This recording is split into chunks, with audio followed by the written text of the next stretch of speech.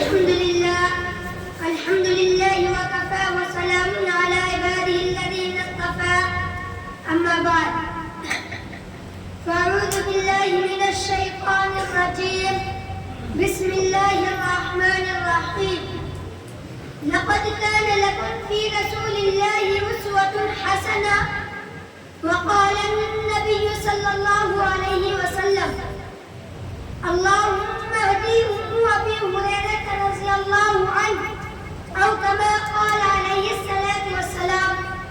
محترم صدر جلسہ جناب سامعین اور تعلیمی زندگی کے ہم سفر، آج میری تقریر کا عنوان شان مصطفیٰ صلی اللہ علیہ وسلم ہے. انشاءاللہ کوشش کروں گا کہ آپ حضرات کے سامنے حضور صلی اللہ علیہ وسلم کی سیرت طیبہ پر اپنی معلومات پیش کروں. بے مثال سیرت میرے دوستو، حضور صلی اللہ علیہ وسلم کی سیرت ایک اٹھتا ہوا سمندر ہے. آپ کی سیرت کا حق کو کوئی بھی ادا نہیں کر سکتا. کسی انسان میں یہ قوت نہیں کہ وہ کہے کہ میں نے حضور صلی اللہ علیہ وسلم کی سیرت کا حق ادا کر دیا. ایک آدمی نے علامہ بشیر سے کہا کہ اگر آپ سیرت بیان کرنے کا حق ادا نہیں کر سکتے تو سیرت بیان کرنے کی کیا ضرورت ہے؟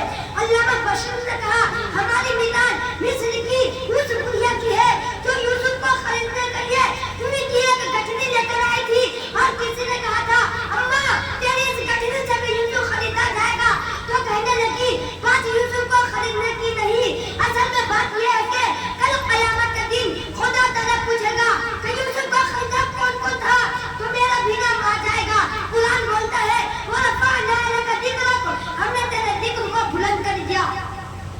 میرے بھائیوں، نبی چلتا ہے قرآن بولتا ہے، نبی بیٹھتا ہے قرآن بولتا ہے، نبی اٹھتا ہے قرآن بولتا ہے، نبی پہاڑ پر ہے قرآن بولتا ہے، نبی بولتا ہے قرآن بولتا ہے، نبی غار میں ہے قرآن بولتا ہے، نبی گلی میں ہے قرآن بولتا ہے. محمد کی ایک ایک ادا قرآن بولتا ہے.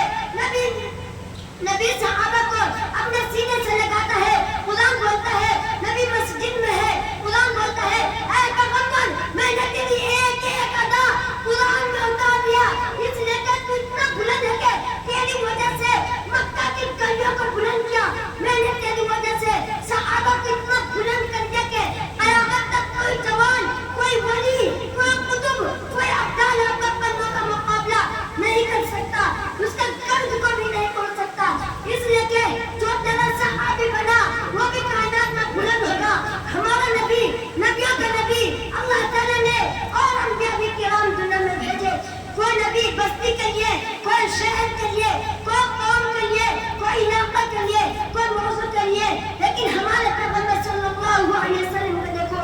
ہمارا نبی آسمانوں کا نبی، زمینوں کا نبی، شمس و قمر کا نبی، شجر و حجر کا نبی، ساری کائنات کا نبی، تحت الثرى کا نبی، عرش معلیٰ کا نبی، اور ہمارا نبی تمام نبیوں کا نبی. قرآن کہتا ہے وَرَفَعْنَا لَكَ ذِكْرَكَ، ہم نے تیرا ذکر اپنے شان کو اونچا کر دیا. میرے دوستو، پہاڑ سے پانی کا نکلنا قدیم امتیاز ہے، عقل کے خلاف نہیں ہے. پانی کا چشمہ پہاڑ ہی سے نکلتا ہے. پانی کا چشمہ پہاڑ سے نکلنے میں جتنا بڑا کمال ہے اس سے بھی بڑا کمال حضور صلی اللہ علیہ وسلم نے دنیا کو دکھا دیا. نبی دنیا کو دکھا دیا کہ نبی حدیبیہ کے موقع پر موجود ہے.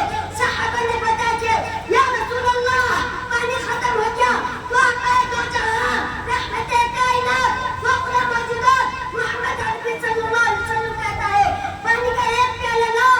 پیالہ میں تھوڑا سا پانی تھا، آقا نے نبوت اور ہاتھ میں ڈالا تو ان کو انگلیوں سے بھی پانی کا چشمہ نکلا ہے. تو قرآن کہتا ہے وَرَفَعْنَا لَكَ ذِكْرَكَ، یہ نبی کی شان ہے، یہ نبی کی شان ہے.